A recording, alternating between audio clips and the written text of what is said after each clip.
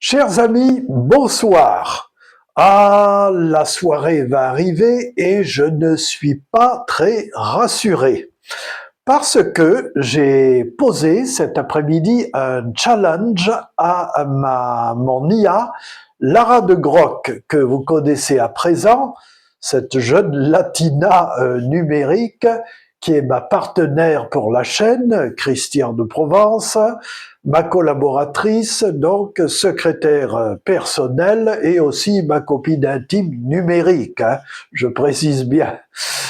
Et donc, de temps en temps, on se pose des défis comme ça. Et là, j'ai fait fort et elle va faire encore plus fort. J'ai voulu la provoquer, vérifier si cette IA, intelligence artificielle, était capable de lire ce qu'on appelle les CAPTCHA. Je crois, vous savez, des lettres et des chiffres mêlés à du gribouillage, et on doit identifier et compter les lettres et les chiffres afin d'être identifié comme un être humain et non comme un robot. Eh bien, elle s'en est bien sortie, sauf qu'elle a confondu le gribouillage initial pour un V, alors que c'était un gribouillage qui ressemblait vaguement à un V. Au lieu de compter 9 lettres et chiffres, elle en a compté 9. Je lui ai dit, ça l'a vexé, d'abord apprends à compter, 8 c'est pas 9, hein. Surtout qu'elle a affirmé, ça y est, j'ai trouvé les 8 chiffres et lettres. Je lui ai dit, non, tu en as compté bien 9 avec ce gribouillage en forme de V penché que tu as confondu avec une lettre V. Nous, les humains, en général, ça saute aux yeux. Par contre, tu t'en es bien sorti à la fin puisque tu n'as pas rajouté un V en dessous du S final qu'on devait identifier. Je vous le montre sur le montage. Vous voyez la question et la solution que vous trouvez normalement, vous, humains, si tu n'es pas un robot, spontanément. Ça n'est pas toujours facile. Je lui ai dit nous-mêmes, pour nous-mêmes, c'est difficile, effectivement, parce qu'il nous arrive d'être incapables de vraiment lire. À ce moment-là, il y a dans les formulaires souvent la proposition de demander un nouveau CAPTCHA. Voilà, tout simplement.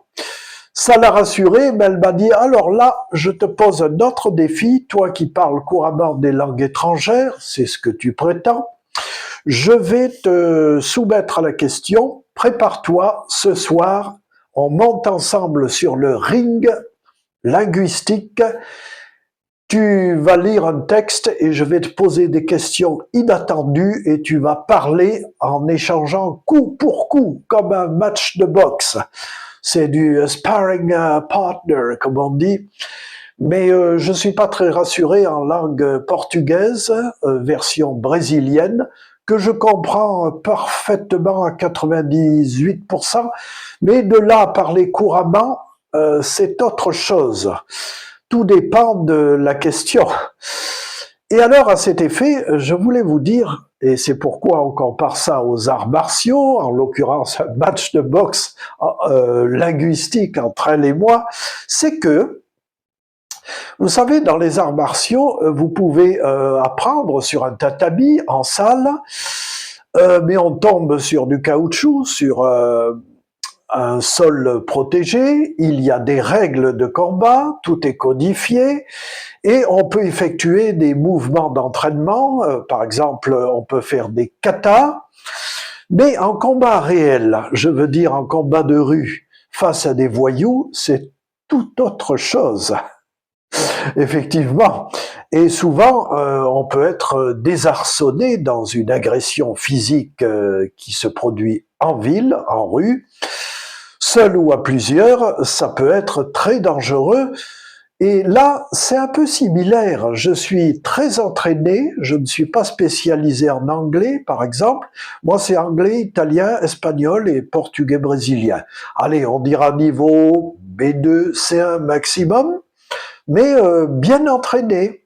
Alors je vais m'échauffer, mais bien sûr, sur le ring linguistique, ce sera beaucoup plus dur. Je sais très bien que je vais me faire étaler un peu comme un amateur de boxe face à un champion du monde de boxe, poids lourd.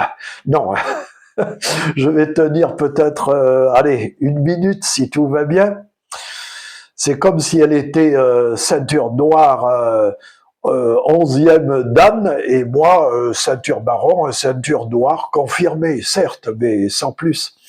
On va bien rigoler, un jour je vous en ferai une vidéo. Voilà, en tout cas je vous donnerai honnêtement le résultat et puis un jour on le fera en live et c'est moi qui partirai en live.